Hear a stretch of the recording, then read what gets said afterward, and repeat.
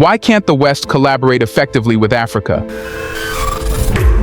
And in a year that has seen elections across Africa, we've worked together with the African Union to strengthen democracy and the core values that unite our people, all our people, especially young people: freedom, opportunity, transparency, good governance. Despite frequent statements of a desire for a shared future and mutual interests, the narrative often begins with Western nations positioning themselves as helpers for Africa. If their intentions are truly to assist, why do studies show that Africa's resources are fueling Western economies while the continent remains impoverished? Is the aid presented in the name of collaboration a mask for exploitation? This question is becoming increasingly relevant as the actions of the United Nations are examined. Recently, the United Nations Deputy Secretary General visited Burkina Faso, sparking questions about the true objectives behind this visit. Are they too engaging in exploitation while following a familiar pattern? What is the real story behind these interactions? Let's find out.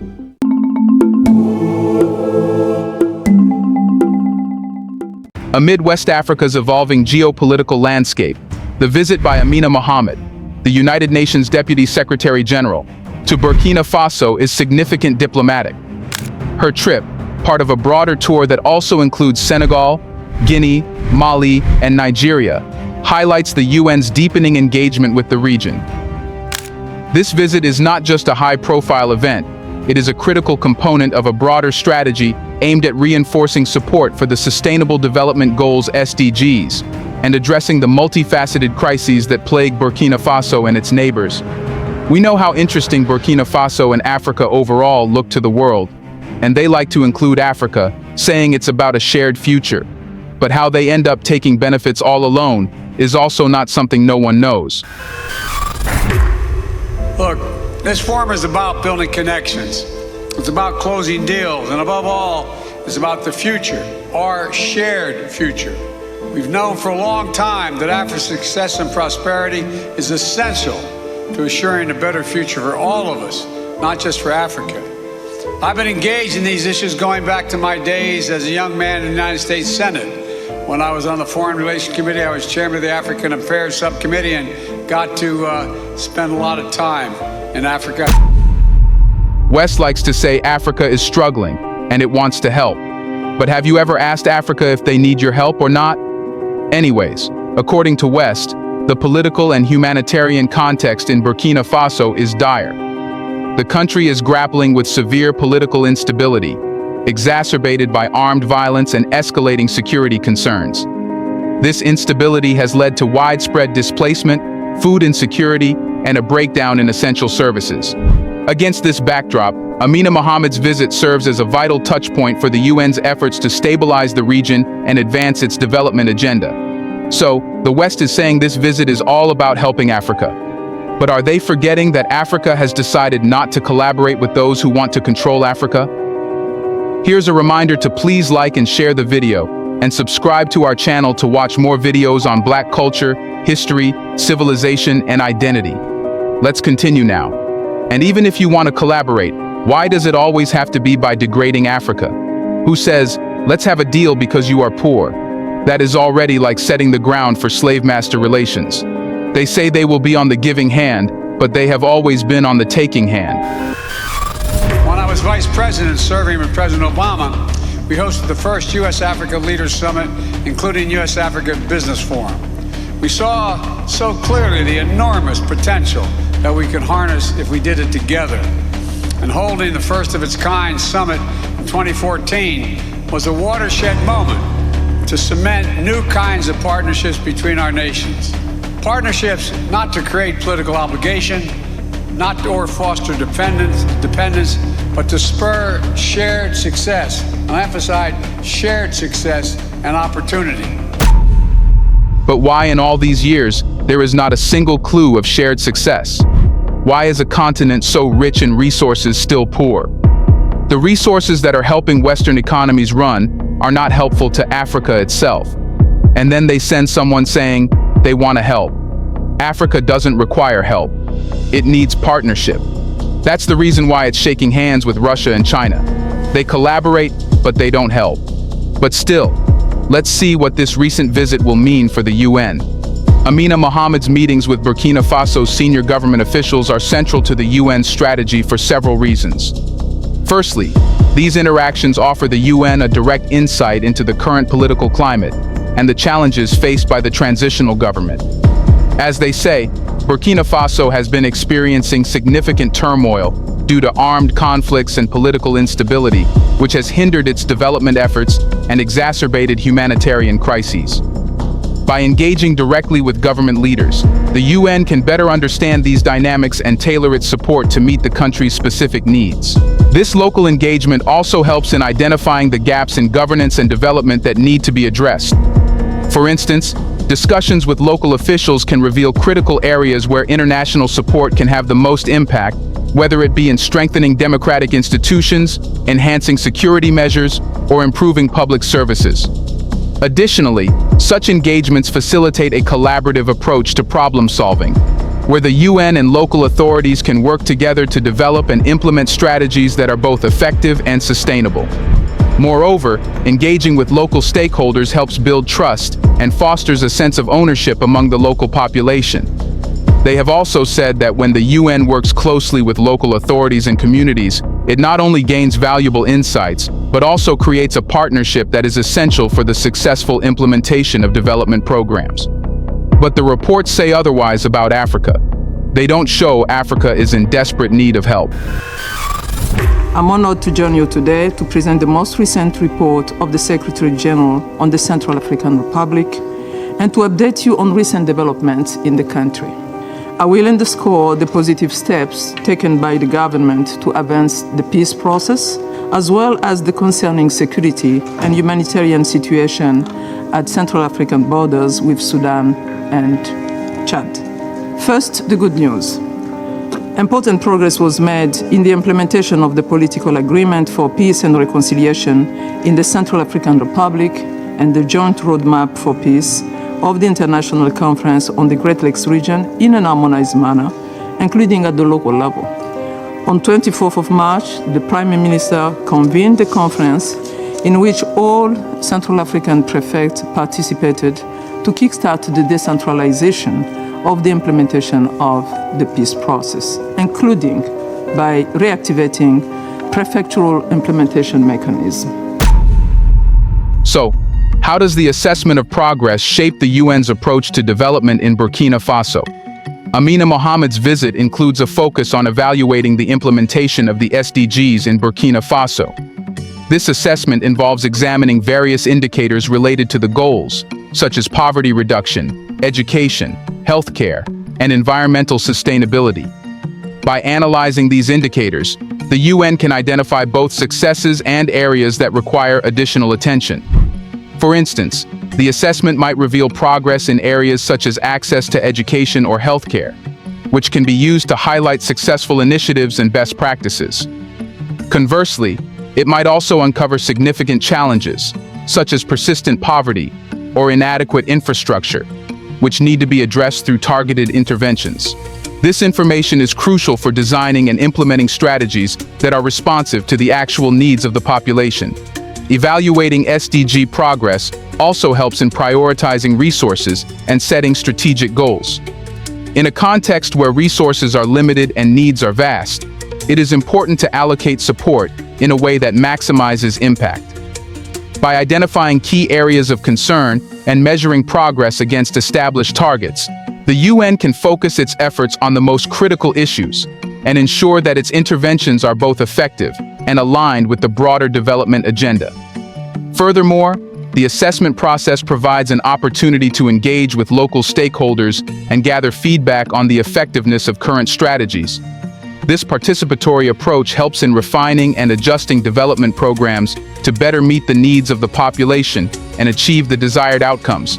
But the report isn't that bad. I'm also pleased to report that on 28th of April 2023 marked a significant development in the peace process, with the dissolution of additional two armed groups, which are signatories of the political agreement, and factions of three other signatory armed groups. But they still want to help. And they were welcomed, actually.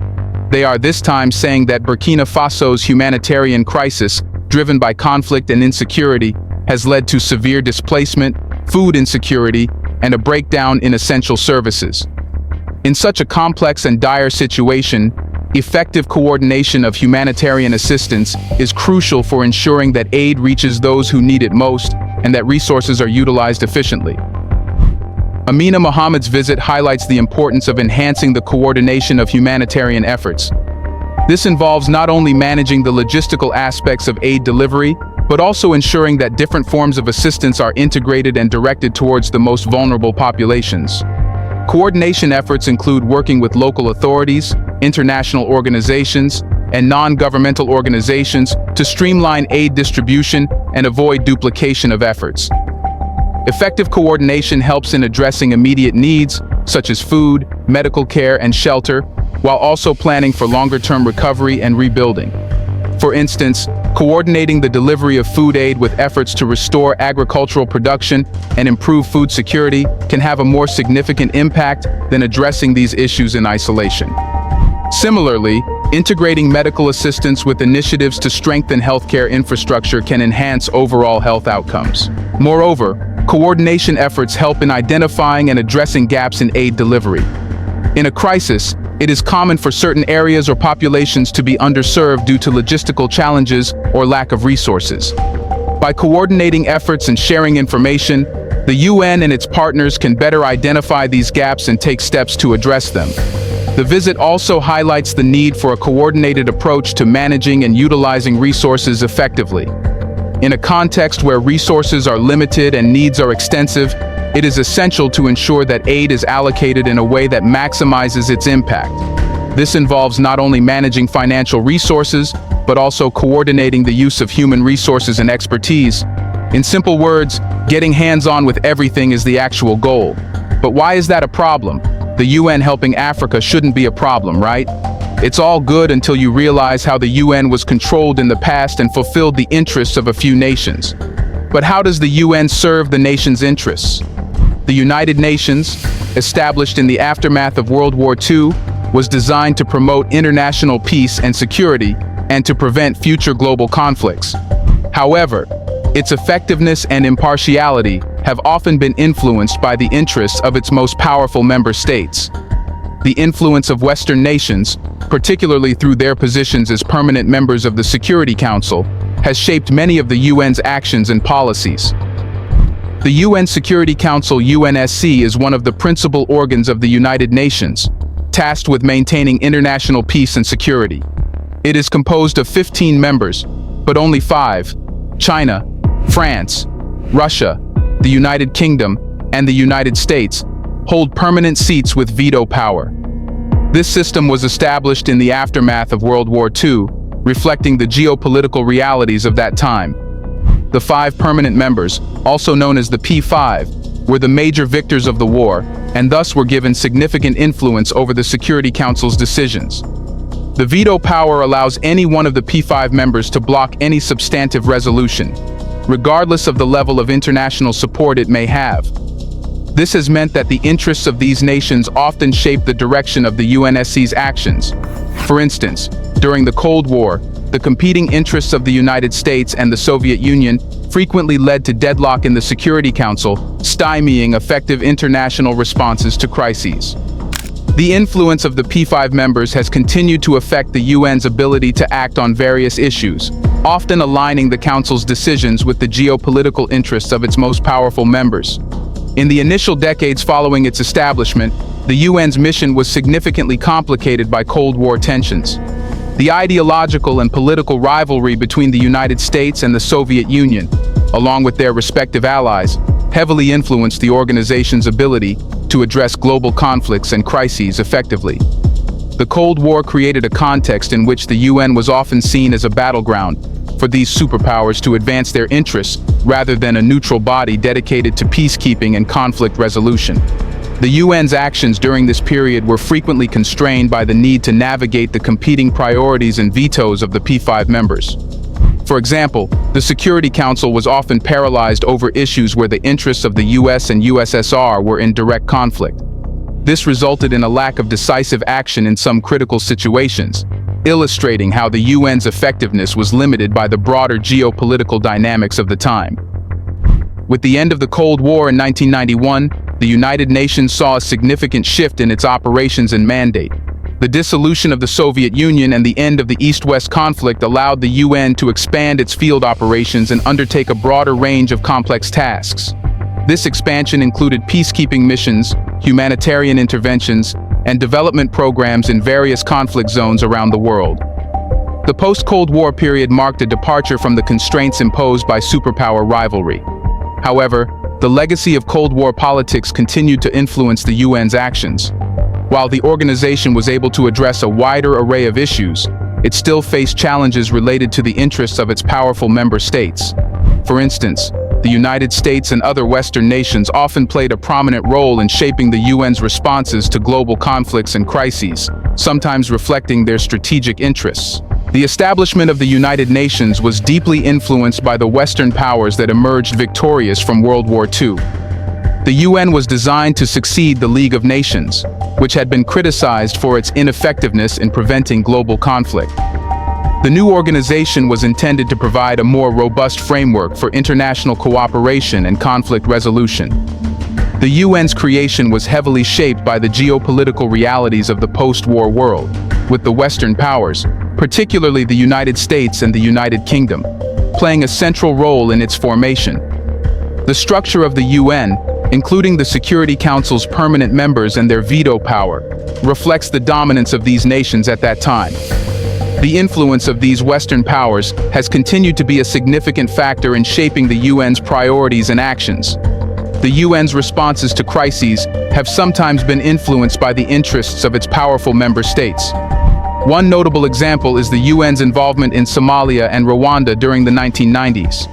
In 1993, the United States experienced a significant setback in Somalia when 18 Army Rangers were killed during a mission in Mogadishu. This incident led to a reduction in U.S. involvement in subsequent UN operations in the region. The aftermath of the Somalia operation had a direct impact on the UN's response to the genocide in Rwanda in 1994. Despite clear evidence of mass atrocities, the United States and other Western powers were reluctant to support a more robust UN intervention in Rwanda. This reluctance was influenced by the traumatic experience in Somalia and the desire to avoid similar situations. As a result, the UN's response to the Rwandan genocide was criticized for its inadequacy and inaction, highlighting how the interests and actions of individual permanent members can shape the organization's effectiveness in addressing crises. So, the influence of Western nations, particularly through their positions as permanent members of the Security Council, has significantly shaped the United Nations' actions and policies. The veto power of the P5 members, Cold War dynamics, and the UN's origins in the post-World War II order have all contributed to this influence. While the UN aims to maintain international peace and security, its operations have often been aligned with the competing interests of its most powerful member states. This is the reason why Burkina Faso might not be sure if to take this help or not, because it comes with many strings attached. Do you think this visit will be of any benefit to Burkina Faso? How about for Western nations? Or is it an effort of a Western nation to have power in Burkina Faso? Let us know in the comment section. Do you think Burkina Faso will allow it? Do you want to watch more videos like this one? If so, subscribe to our channel and press the bell icon next to it. We have decided to bring videos on something nobody talks about: the Black culture, civilization, history, and evidence about how glorious Blacks have been. Thanks for watching, and until the next video, stay tuned.